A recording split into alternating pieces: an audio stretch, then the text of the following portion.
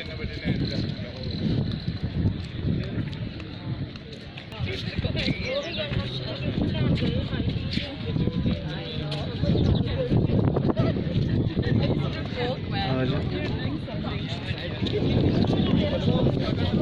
दोस्तों, इस टाइम असी जिहड़ा एक बाज़ार नूं रस्ता आंदा तो वापस जा रहे हैं गुरुद्वारा। और ये है दर्शन ड्योढ़ी वाली साइड ते जिथों मेन इंट्रेंस है, और यह उंदे ते रस्ता बनाया गया है बाज़ार वाल जो तुसी देख रहे हो। तारक साहब, कैसा लग रही है रास्ता सारा? बहुत अच्छा, खूबसूरत है। हाँ, बड़िया खूबसूरत टाइलों नुमा इट्टां दे नाल जिहड़ियां कि अजकल चल रही हैं। हाँ हाँ, ते पूरी नाल बनाया गया, चलने का बड़ा मज़ा आ रहा है। मैं क्यों ना इनू फ्रंट कैमरे तो ले लिया जाए और तुहाडा जिहड़ा है रुख मुबारक वो भी लोग जिहड़े हैं वो भी देख लैन। हाँ, वेख लैन जी सर, हुण दसो नाले टुरदे आओ। हाँ जी, यह रास्ता जो बाज़ार बनाया गया, मार्केट बाज़ार, तो उत्थों शुरू हो के गुरुद्वारा, तो गुरुद्वारे तो अगे तक जा रहे हैं। खब्बे पासे साडे नज़र आ रही है गुरुद्वारे की दर्शन ड्योढ़ी, जिथों एंटर होते हैं गुरुद्वारे के दाखल असी होने हैं।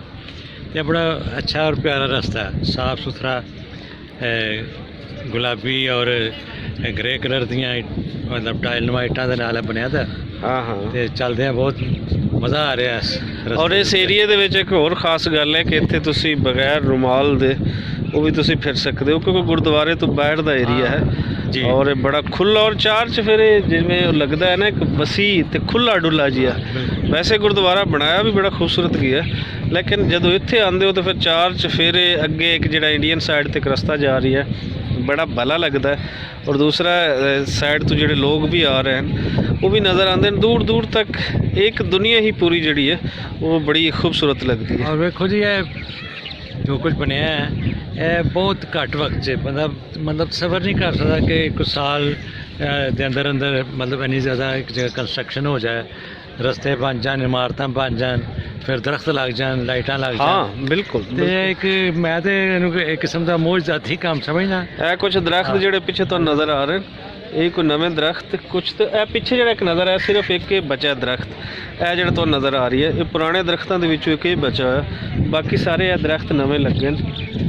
और ये यकीनन कोई 2-3 साल के बाद इन्हां दरख्तों ने भी अगे बहुत बेहतर एक जिहड़ी लुक है वो देनी। सो हुण इस टाइम वेला जिहड़ा हो गया है वो लोगों के जान का है, और तुहानूं फ्रंट कैमरे नाल दिखाने कि इस टाइम वापसी का सफ़र शुरू हो चुका है। और यह आ गया दर्शन ड्योढ़ी जिहड़ी इंट्रेंस है इस गुरुद्वारे की, इत्थों तुसीं इंटर हो सकते हो।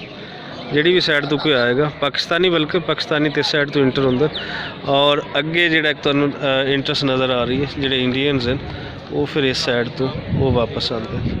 सो इस टाइम जिवें पहले मैं दस रही सी वापसी का जिहड़ा है लोगों का वो सिलसिला शुरू है, नाल नाल लोग जिहड़े हैं वो आ रहे हैं और अपने अपने वापस जिहड़े हैं वो मुड़ रहे हैं।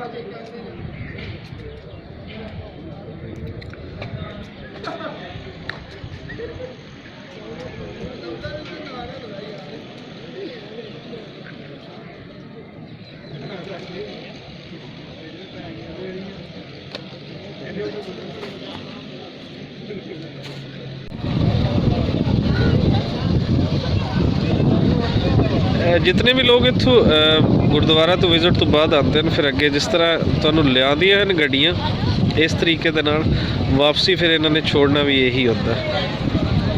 और ये इस टाइम जितने लोग एग्जिट कर चुके हैं ये इत्थे खड़े हैं गड्डियां दे विच अपने वापसी लिए इन्होंने निकलना है।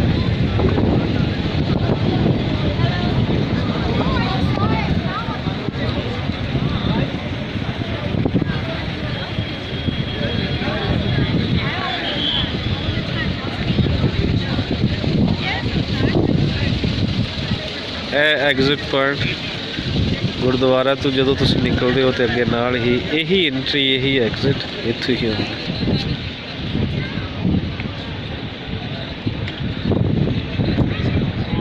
ये नाल इजाज़त दो ऐसी कुछ जो तुहानूं असीं इहदे नाल बाज़ार नाल जुड़ी हुई चीज़ां वो सी और असीं तुहानूं दिखाई है।